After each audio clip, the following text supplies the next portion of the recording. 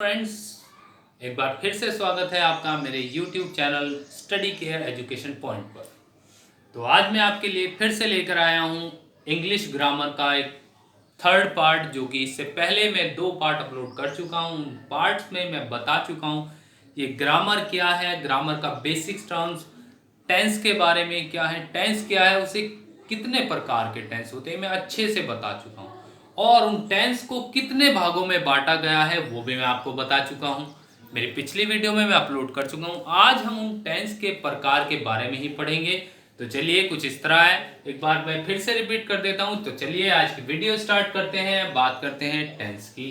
तो चलिए फिर से एक बार रिपीट कर देता हूँ आप सब लोगों के लिए, क्योंकि कुछ लोग मेरे चैनल पर नए होंगे, तो वो मेरे चैनल को सब्सक्राइब करना ना भूलें और लाइक शेयर एंड कमेंट जरूर कीजिएगा, और वीडियो को अंत तक जरूर देखिएगा, क्योंकि इससे ये होगा कि आपको समझ बहुत अच्छे से आएगा।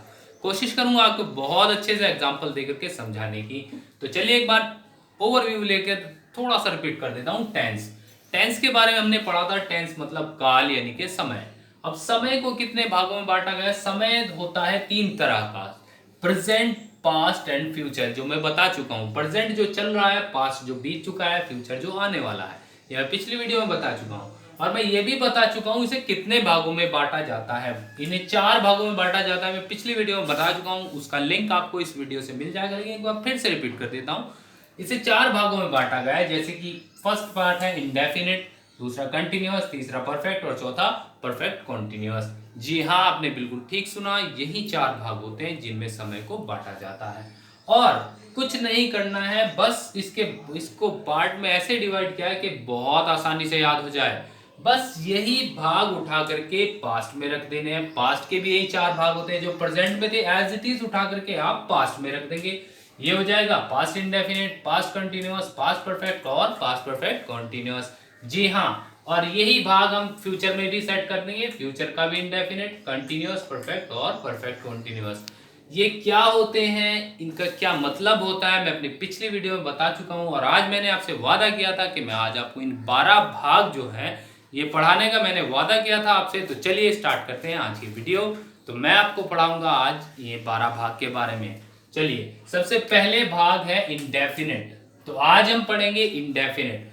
प्रेजेंट का भी पढ़ा दूंगा, पास्ट का भी पढ़ा दूंगा और फ्यूचर का भी पढ़ा दूंगा। आज पूरा इंडेफिनिट पढ़ा दूंगा, घबराने की जरूरत नहीं है। बहुत ही आसान और सिंपल टिप्स में, जैसा कि मैं हर वीडियो में करता हूं। तो चलिए स्टार्ट करते हैं आज की वीडियो, पढ़ते हैं इंडेफिनिट।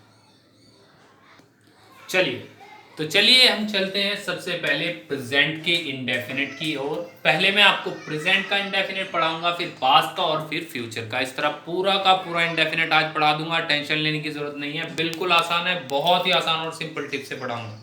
तो चलिए स्टार्ट करते हैं प्रेजेंट का इंडेफिनिट। मैंने 4 तरह के एग्जाम्पल लिए हैं उसमें, जिन्हें कहते हैं अफर्मेटिव, निगेटिव, इंटेरोगेटिव और सेकंड टाइप इंटेरोगेटिव, यानी कि हिंदी में भी रिपीट कर देता हूँ: सकारात्मक, नकारात्मक, प्रश्नवाचक और दूसरी तरह का प्रश्नवाचक। लेकिन इन्हें बनाने से पहले मैं आपको एक बात क्लियर करा देना चाहता हूं कि बहुत इंपॉर्टेंट है, जो कि मैं आपको कोशिश करूंगा कि बहुत आसान करने की कोशिश करूंगा। चलिए सबसे पहले मैं आपको बता दूं, इन्हें बनाने के लिए क्या चीजें जरूरी है। हमारी 3 चीजें बहुत जरूरी हैं: सब्जेक्ट क्या होता है, वर्ब क्या होती है और ऑब्जेक्ट क्या होता है। ये चीजें बहुत परेशान करती है। ऑब्वियसली बच्चों के मेरे पे कमेंट आते रहते हैं कि सर ये चीज बड़ा समस्या वाला विषय है, समझ में नहीं आती, इसलिए मैं कोशिश करूंगा ये भी समझा दूं। तो चलिए बात करते हैं सब्जेक्ट की। जैसे कि मैंने यहाँ लिखा हुआ है, सब्जेक्ट क्या होता है। सब्जेक्ट कहते हैं किसी व्यक्ति को, किसी इंसान को, जैसे आई, जैसे मैं, तुम, राम, श्याम, मोहन, शीला आदि। ये सब क्या कहलाएंगे? पर्टिकुलर कोई सब्जेक्ट जो कि नाम है, जो कि किसी व्यक्ति का नाम हो सकता है, वो सब्जेक्ट कहलाएगा। और उसके बाद जो चीज आती है, वो सबसे इंपॉर्टेंट चीज आती है वर्ब। ये इंपॉर्टेंट क्यों है? क्योंकि इसका भी मैं बताऊंगा, लेकिन पहले बता दूं कि वर्ब चीज क्या है। वर्ब कहते हैं किसी वस्तु को, जैसे कि फुटबॉल, मैच वगैरह वगैरह। और ऑब्जेक्ट कहते हैं किसी क्रिया को, जो उसके द्वारा काम किया जा रहा है। जैसे कि मैं फुटबॉल खेलता हूं, यहां सब्जेक्ट क्या है? मैं, यानी कि मैं हूं सब्जेक्ट। और खेलना क्या हो गया? मेरे द्वारा काम क्या किया जा रहा है? खेलने का। तो वर्ब क्या हो गई? खेलना, यानी कि क्रिया क्या हो गई? खेलना। और उसके बाद जो बचता है, कोई वस्तु या कोई चीज, वो कहलाती है आपकी वर्ब।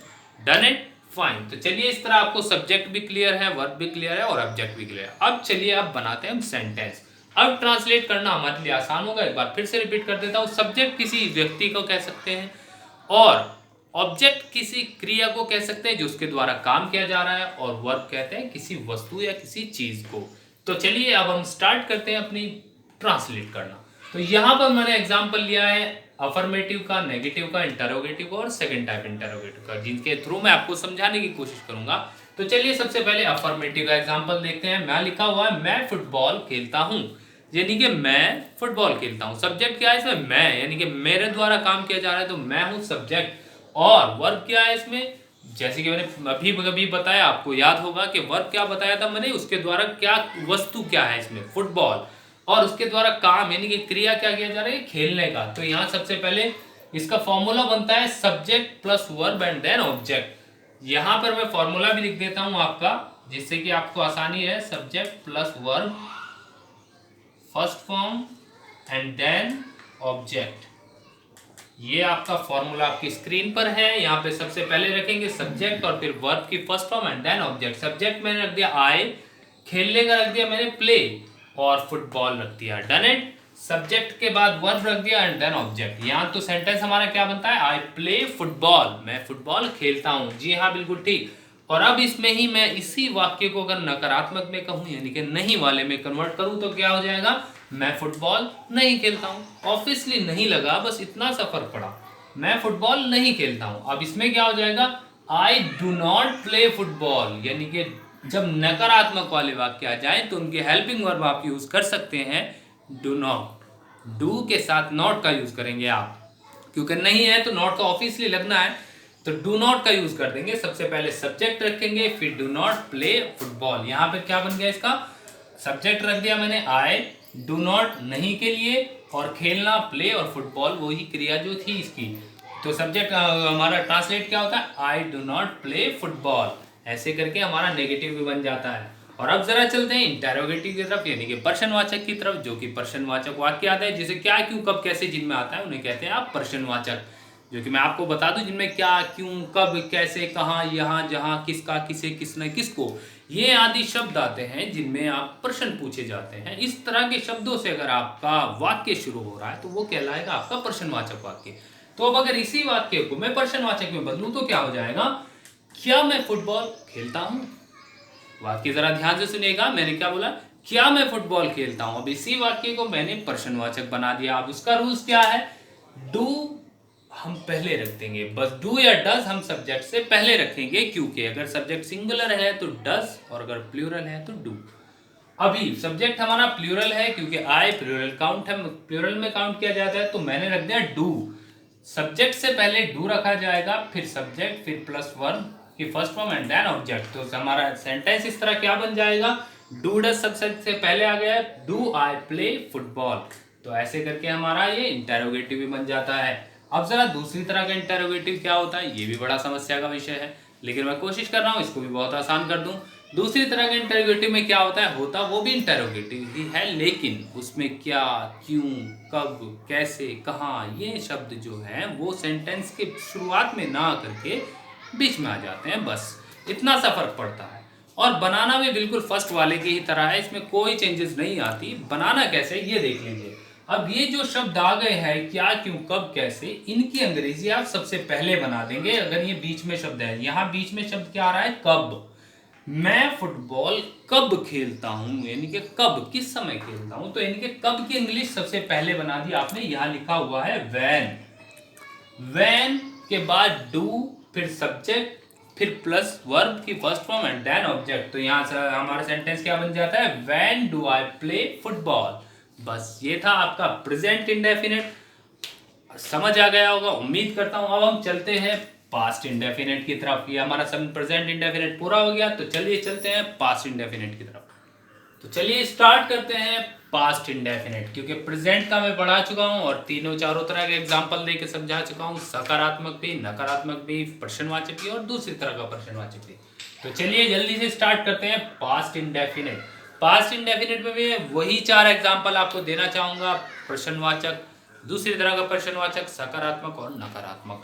वही वाक्य मैं लेना चाहूंगा, बस यहाँ पर समय बदल जाएगा। इनके बीते हुए समय में जो कार्य करता था वो बताने के लिए मैं पास्ट इंडेफिनिट का यूज करता हूँ। और उसी तरह के मैंने कुछ वाक्य लिए, जैसे कि लीजिए आपका एग्जाम्पल है आपके सामने, मैं फुटबॉल खेलता था, यानी कि पिछले समय में मैं फुटबॉल खेलता था। समय निश्चित नहीं था, क्या पता किसे कब खेलता था, कब तक खेलता था, कब से खेलता था, कब तक खेलता है, ये वाक्य समय निश्चित नहीं है, तो इसलिए इंडेफिनिट में आएगा। इंडेफिनिट का मतलब ही होता है अनिश्चित, जहां पर समय निश्चित नहीं होता। ये मैंने पहले भी बता चुका हूं वीडियो में, फिर से एक बार रिपीट किया है। तो अब मैंने ये सेंटेंस लिया है, मैं फुटबॉल खेलता था, और मैंने बताया था आपको वर्ब बहुत इंपॉर्टेंट है, क्योंकि सब्जेक्ट और ऑब्जेक्ट कभी चेंज नहीं होते, वर्ब में चेंजेस आती हैं। जी हाँ, आपने ठीक सुना, वर्ब में चेंजेस आती है। वर्ब की आपने सुना होगा first form, second form, third form, ये तो आपने सुना होगा। वो कहाँ यूज होती है, कैसे यूज होती है, वो मैं आपको बताने की कोशिश करूंगा। तो जब हम पास्ट के सेंटेंस बनाएंगे तो आप वर्ब की सेकंड फॉर्म का यूज करेंगे। Done it? हाँ, बिल्कुल ठीक सुना आपने, वर्ब की सेकंड फॉर्म में यूज करूंगा। अब क्या है, मैं फुटबॉल खेलता था, यहाँ सब्जेक्ट क्या है, यहाँ सबसे पहले रखेंगे सब्जेक्ट, फिर वर्ब की second form and then object. और सब्जेक्ट यहाँ क्या है, मैं, यानी कि सब्जेक्ट कौन है, मैं, काम को करने वाला कौन है, मैं फुटबॉल खेलना, वर्ब क्या है, खेलना, खेलने को क्या कहते हैं, प्ले, लेकिन मैंने इसकी सेकंड फॉर्म रखी है प्लेड। प्लेड कहते हैं खेलने की सेकंड फॉर्म है, खेलने की फर्स्ट फॉर्म है प्ले, और उसकी सेकंड फॉर्म हो जाती है प्लेड। तो मैंने देखिए प्लेड किया है, ये सेकंड फॉर्म है, ध्यान दीजिएगा। आई प्लेड फुटबॉल, मैं फुटबॉल खेलता था। जी हाँ, इस तरह आपका सकारात्मक वाक्य यानी कि अफर्मेटिव बन जाता है। अब चलते हैं नेगेटिव की तरफ। इसे ही मैं नेगेटिव में अगर ट्रांसफर कर देता हूं तो यहाँ क्या हो जाएगा वाक्य, मैं फुटबॉल नहीं खेलता था, यानी कि नहीं आ गया तो वाक्य नकारात्मक हो गया। तो फॉर्मूला आपका वही है, सबसे पहले सब्जेक्ट रखना है, बस हेल्पिंग वर्ब में आपको डिड नॉट यूज करना है। यहां पे हो जाएगा I did not play football. देखिए यहां मैंने प्ले क्यों कर दिया, ऊपर तो मैंने सेकंड फॉर्म यूज की थी, प्लेड कर दिया था, यहां फिर से प्ले कर दिया, क्यों ऐसा मैंने क्यों किया वो भी बताता हूं आपको। ऐसा मैंने इसलिए किया, जहां पर डिड आ जाता है वहां पर फर्स्ट फॉर्म का यूज करेंगे, हमेशा ध्यान रखना है। डिड का इस्तेमाल, डिड का प्रयोग मैं जहां कर लेता हूं वहां फिर वर्ब की फर्स्ट फॉर्म ही को रिटर्न में यूज करूंगा मैं। देखिए यहाँ पे मैंने प्लेड की जगह वापस प्ले कर दिया, क्योंकि यहाँ पे डिड आ गया है। तो जहां पर वाक्य में डिड आप यूज करेंगे वहां वर्ब की फर्स्ट फॉर्म ही यूज करनी पड़ेगी। तो मैंने सेंटेंस क्या बना दिया इस तरह, I did not play football, मैं फुटबॉल नहीं खेलता था। अब जरा इसे ही मैं पर्सन वाचक यानी कि क्या, क्यों, कब, कैसे में अगर बदलूं तो वाक्य क्या हो जाएगा, क्या मैं फुटबॉल खेलता था, यानी कि वही वाक्य बदल गया। उसी वाक्य को बदल कर प्रश्नवाचक जब बनाया तो क्या बन गया, क्या मैं फुटबॉल खेलता था। तो अभी वाक्य आपके सामने है, क्या मैं फुटबॉल खेलता था, इसका क्या है, सब्जेक्ट से पहले डिड उठाकर ले आएंगे बस, और सब सारा का सारा वाक्य एज इट इज बना देंगे। क्या, क्यों, कब, कैसी अंग्रेजी नहीं बनाएंगे, सब्जेक्ट से पहले बस डिड उठा लाएंगे। डिड आई प्ले फुटबॉल, देखिए मैंने यहाँ भी प्ले ही यूज किया, क्योंकि यहाँ भी डिड है, इसलिए मैं वर्ब की फर्स्ट फॉर्म का ही यूज करूंगा। तो यहाँ पे भी मैं क्या कर दूंगा, डिड आई प्ले फुटबॉल, मैं फुटबॉल नहीं, क्या मैं फुटबॉल खेलता था। तो मैंने वाक्य क्या बना दिया, डिड आई प्ले फुटबॉल। अब जरा दूसरी तरह का इंटरोगेटिव यानी कि दूसरी तरह का इंटरोगेटिव में क्या है कि जिनके बीच में क्या, क्यों, कब, कैसे, कहाँ, जहाँ, किसका, किसे, ये शब्द आते हैं बीच में। लेकिन अभी जरा हम देखें दूसरी तरह में क्या रखा है हमारे सामने, मैं फुटबॉल कब खेलता था, यानी कि मैं फुटबॉल कब खेलता था। तो ये वाक्य है मैं फुटबॉल कब खेलता था, इस वाक्य के बीच में कब आ रहा है। तो जब ऐसे वाक्य आ जाएं तो उन्हें कहते हैं दूसरी तरह के इंटरोगेटिव। घबराने की जरूरत नहीं है, ये भी ऐसे ही बन जाएगा। बस इसमें क्या करना है, जो शब्द प्रश्नवाचक होंगे उनकी अंग्रेजी सबसे पहले बना लेंगे। तो मैंने यहाँ पे कब की इंग्लिश सबसे पहले बना दीजिए, देख लीजिए। व्हेन, कब की अंग्रेजी मैंने सबसे पहले बना चुका हूं। तो कब के लिए मैंने क्या रख दिया, व्हेन। व्हेन के बाद फर्स्ट वाला एज इट इज उतार देना है, व्हेन डिड, व्हेन के बाद डिड रख दिया क्योंकि इंटरोगेटिव है, सब्जेक्ट से पहले डिड रखना है, फिर सब्जेक्ट, फिर वर्ब की first form and then object. तो यहाँ मेरा सेंटेंस क्या बनता है, when did I play football. तो इस तरह से आपका पास्ट इंडेफिनिट भी आज डन होता है। अभी हम पढ़ते हैं, चलिए फ्यूचर इंडेफिनिट की तरफ। तो चलिए स्टार्ट करते हैं फ्यूचर इंडेफिनिट।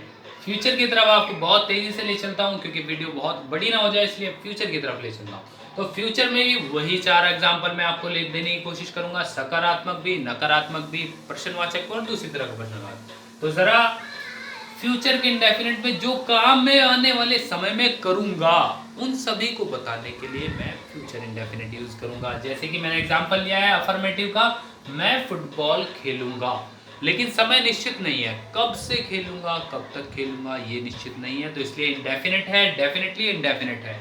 तो यहाँ मैंने क्या लिया है सेंटेंस, मैं फुटबॉल खेलूंगा। यहाँ पर क्या करना है, मैंने फॉर्मूला लिख दिया है, सब्जेक्ट प्लस वर्ब की first form and then object. यहाँ पर विल का प्रयोग करेंगे आप हेल्पिंग वर्ब के रूप में, क्योंकि पहले ऐसा होता था विल और शैल दोनों का प्रयोग होता है, लेकिन अब वो लफड़ा नहीं है, अब सिर्फ और सिर्फ विल का प्रयोग होना है, ठीक है ना। अब आप सब्जेक्ट सिंगुलर हो या प्लूरल हो, आप विल का ही यूज करेंगे, डन इट। तो चलिए अब हम यूज करते हैं विल का, सब्जेक्ट के बाद विल प्लस वर्ब की first form and then object. तो सबसे पहले मैंने सब्जेक्ट रख दिया इनके मैं, यानी कि आई, उसके बाद विल, फॉर्मूले के अकॉर्डिंग मैंने विल का यूज कर दिया, फिर प्ले यानी कि खेलने की first form and then object, I will play football. तो हमारा सेंटेंस क्या बनता है, I will play football, done it, fine. तो चलिए इसे ही अगर हम नकारात्मक में बनाए यानी कि नेगेटिव में बनाए तो नहीं आ जाएगा, बस फिर नेगेटिव बनाने के लिए नहीं का यूज कर देना है, मैं फुटबॉल नहीं खेलता हूँ। तो बस इसमें भी कुछ नहीं करना है, बिल्कुल सिंपल है, वही आई सब्जेक्ट फिर विल के बाद नॉट रख देना है, क्योंकि सब्जेक्ट में नहीं आ रहा है तो इसके लिए मैंने क्या रख दिया, not. I will not play football, मैं फुटबॉल नहीं खेलता हूँ। जी हाँ, आपने नॉट लगाया और सेंटेंस आपका बन गया।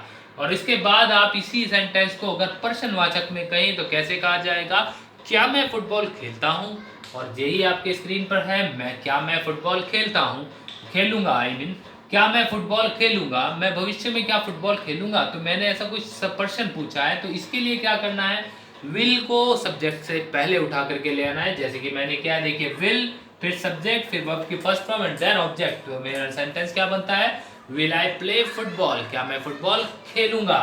यानी कि अब जरा दूसरी तरह के इंटरोगेटिव इसका बनाते हैं। दूसरी तरह के इंटरोगेटिव में क्या क्यों कब कैसे बीच में आता है, जो कि मैं बता चुका हूँ। तो अब जरा सेंटेंस की तरफ चलते हैं, क्या लिखा हुआ है, मैं फुटबॉल कब खेलूंगा, मैं फुटबॉल कब खेलूंगा, यानी कि क्या क्यों कब कैसे बीच में आया, उसे भी सिंपल तरीके से बनाना है, कुछ नहीं करना है। क्या क्यों कब कैसे की इंग्लिश सबसे पहले बना लेनी है, क्योंकि इंग्लिश किसकी बनानी है मुझे, कब की। तो कब की इंग्लिश क्या होती है, व्हेन। व्हेन के बाद मैं विल रखूंगा, फिर सब्जेक्ट फिर प्लस वर्ब के first form and then object. जैसे ही आपने व्हेन रखा एज इट इज फर्स्ट वाला उतार दीजिए, बन जाएगा आपका सेकंड टाइप। तो इस तरह से हमारा आज फ्यूचर टेंस भी यानी कि फ्यूचर इंडेफिनिट भी हमारा कंप्लीट होता है।